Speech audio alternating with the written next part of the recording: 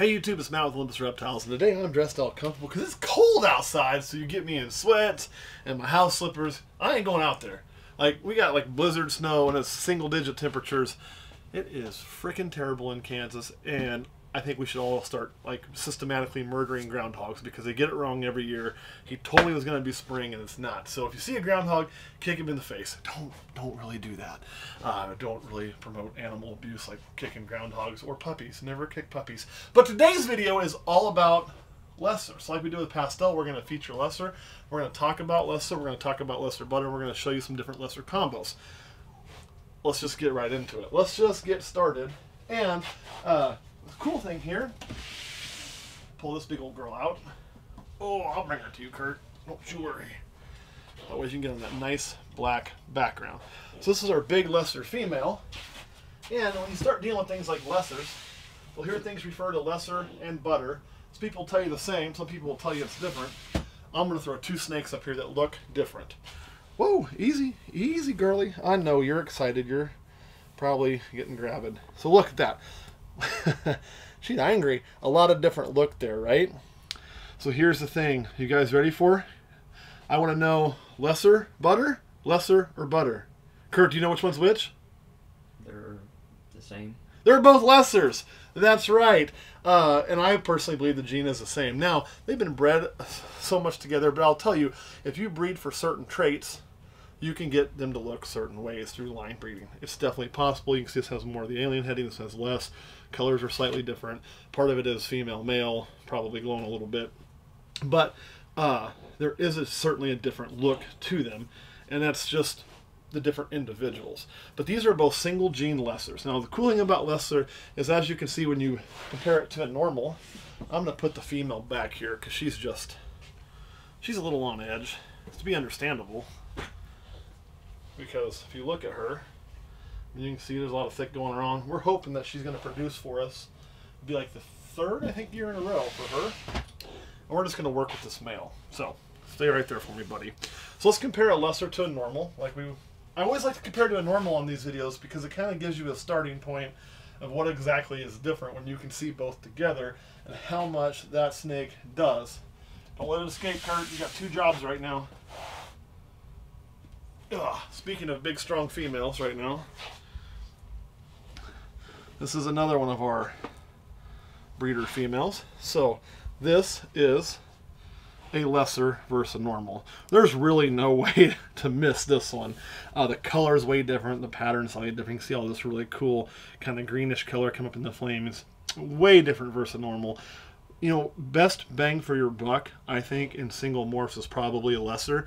And what I mean by that is you can find these, you know, for probably about $100, I'd say, for a female, even less for a male a lot of times, is kind of the normal going rate. Sometimes a little more, sometimes a little less, just depending on the size, age, and a few other things.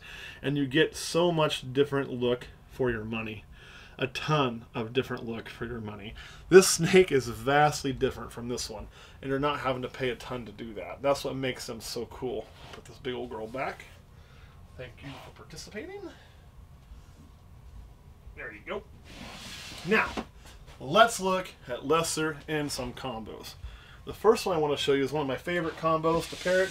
You probably saw it in our last video too, and that is when you put lesser with Pastel and you turn that up a notch. That is just an awesome, awesome snake.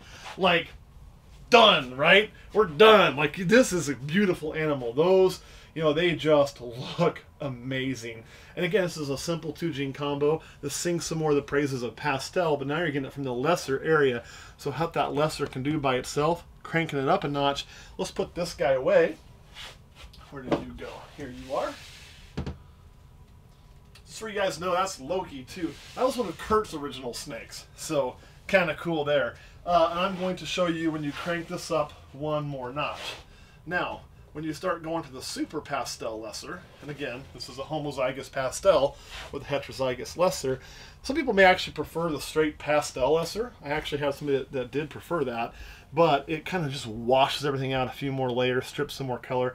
I mean, if you put those side by side, you can see the difference in those snakes. You can see the difference in the sides especially, and the head. Look at how blush that head is. There's almost like a white X on it. where this one really doesn't. So you can really kind of see what's going on there between the two. And this is an extremely nice version of a pastel lesser, so it's not like, you know, it's high quality versus low quality. Show you one more along that line. Now this was a snake that we bought as a pastel lesser sulfur, or possible sulfur. And you can see it looks a little different, but it hasn't ever thrown me something that I can say, oh yeah, that's for sure got something else going on. So there may be something kind of playing in here and there may not be, but you can also see, I mean, that's what makes morph identification kind of difficult, because you're looking at some subtle differences, but just like people, they all look a little bit different, right? There's subtle differences in each individual animal. And this one is a lighter shade than this one overall, and it's got less green, so there's a good chance there's something hiding in there, and maybe hiding a few of the combos we've solved that'll pop out, but it's hard to say for sure. Of course, this is Cerastus, our male. I'm gonna put him back up. Put this lesser pastel back up. I know, I've had you out for a while. You're like, let me be, let me be, let me be. Come on, baby girl. And we're hoping she produces her first clutch this year. She just hit size this year. She's a big girl. I'm going to show you one of, I don't know, I think this is one of the prettiest snakes we own. So this is when you start taking some of these simple genes we're talking about, like your lessers and your pastels. In this case, still working on lesser, or butter if you prefer, and you start sticking it to some really cool recessives. And you'll get something that looks like made a huge mess and shed for me. This. So I'm going to set that up there, take out that fresh sand. While we're in there, I'm going to go ahead and do a little cleaning as I kick the tub over and talk about this snake. So, this snake, again, is a lesser ghost. So what that means is it's a hypomelanistic. Because remember, us ball python people completely screwed up naming ghost. Nobody else, no other snake calls hypomelanistic ghost but ball python. Ghost would usually refer to a two-gene combo of axanthic and hypomelanistic. All right, Kurt, we're going to watch K-State later, so let's see if I can make a shot. Off the bank, most of it in. Woo! But, and you're probably saying again on camera, what is really the difference? Let me get out one of the normal lessers again and show you. So you can really see what all is going on here. That hypomelanistic just really cranks it up a notch. Oh, I know, you guys are all... So there you can really see the difference and how washed out it is. I mean, and it's just the coolest colors coming through. I hope the camera picks it up. Almost a bluish tint in some places. Not a bright blue. I'm not trying to say you're going to get there this way, but you do get kind of an overall blue haze, and the head is just wonderful. So beautiful, beautiful, beautiful snakes. Let me put this one back up. Then we'll put you back in your fresh, clean tub. Or fresh spot clean tub, I guess I should say.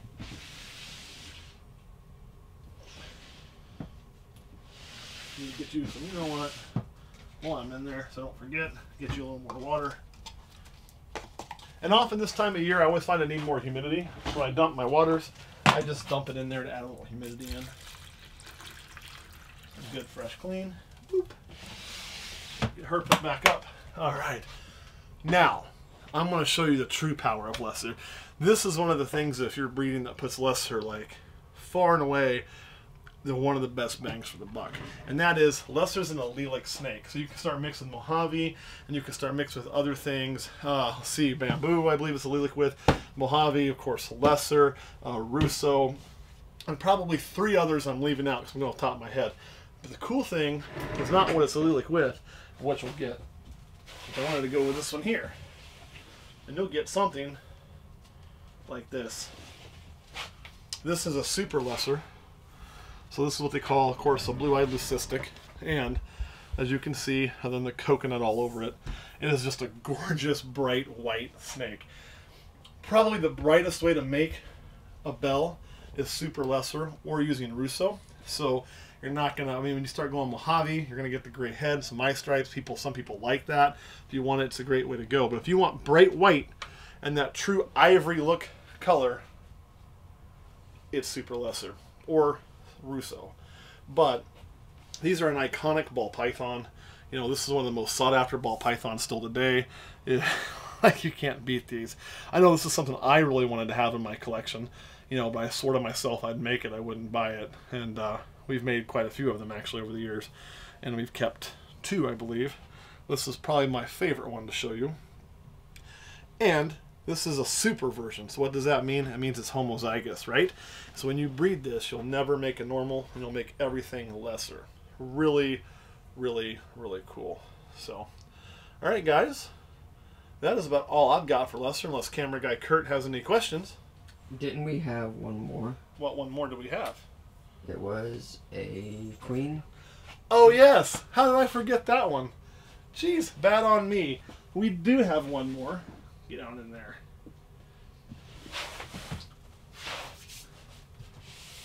This is a 3-gene combo. This is a Pastel Spider lesser. You can see it looks really cool. Look, its head's steady.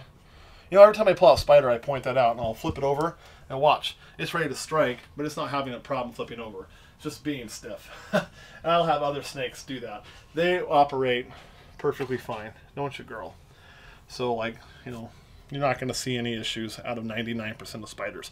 I actually have a theory, too, and we're going to do a whole spider video, and I'll get into it more there. But I honestly think a lot of the times when you see a really bad spider that people want to show, and they want to be like, oh, look how terrible it is, and all these breeders. Well, how about I put some notice back on you keepers? When I say you keepers, I'm not talking to you guys that watch us that know I love spiders. I'm talking to people who sit there and talk about how terrible the spider that they have is. One of the things that's going to make that wobble really show up is stress. So you probably should be looking at the setup when you see that. And what are you going to find? Glass cages, right? Almost every time. Open spaces, because they think the snake needs this huge, huge thing. Crap humidity. And yeah, so then what do you get? An overstressed snake that wobbles a ton. You keep them right, and what do you get? Snake with no issues. Holy crap! Isn't that amazing? Oh my god! I know it's a novel idea. If you keep your shit right, it does better. Just throwing that out there. And I'll get off my soapbox. I just know that it's been a little bit of a topic lately. And I have bit my tongue, and I will continue to bite my tongue, but rest assured my spider video is coming. The reason we are delaying it, and the reason I'm not getting right into it, is so I bite my tongue enough to not be a complete asshole. Sometimes I have to know me, and so that way I can come at it from the right way, because I understand there's always going to be different opinions on any morph. And even with lesser, like, for all those that hate spider, let me show you something. If you hate spiders so much, because, oh my god, it can have a twitch, and it's suffering and in pain, it's not. Like, Kurt made the best, like, Kurt parted the clouds on that for me today, because I've never believed that crap. And Kurt was like, you know what? If those things were suffering and in so much pain, would they eat? Hell, a ball python doesn't eat if the sun goes down a few minutes early. Or if I fart in the room and they don't like the smell, they're not going to eat. They stress so easy and they miss meals pretty easy. That's what they're known for. Yet the spiders don't do that, do they? They eat great, unless they're stressed. So my point being is, Kurt actually was the one that figured that out, because it's plain as day, and the rest of us didn't grab it. They're definitely not suffering, because they're doing what ball pythons do. And a suffering, upset, angry, nervous, whatever ball python ain't going to eat for you. But tons of morphs have issues. Even our friends the lessers. This is another blue-eyed Lucy we have. And if you look, she's got, of course now she's going to hide it. Ah, there you go. Look how big her eyes are. She has what's called a Bugseye Syndrome. Now you can breed a blue-eyed Lucy with Bugseye Syndrome because it's not going to pass on both genes. It's only going to pass on one copy of lesser, so it can't possibly pass on that trait. But it is a known issue of super lessers. They'll bug-eye on you a little bit sometimes. They see fine. I mean, see? You picked up that movement. There, it just didn't care. But it sees perfect. It's not in pain. It eats fine. It just has bigger eyes. You know, in humans, we usually go, oh, look, that girl's got those really big, pretty eyes.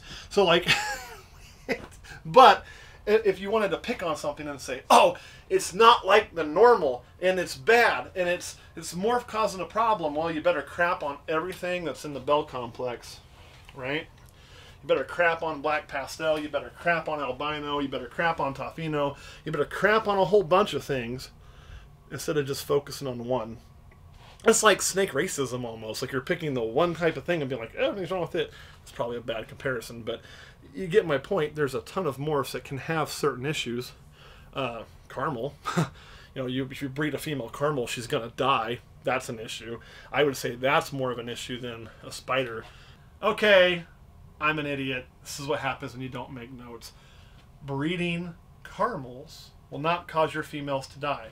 Higher rate of kinking in caramel albinos, absolutely. But the ones that will cause your females to go egg-bound and die is desert.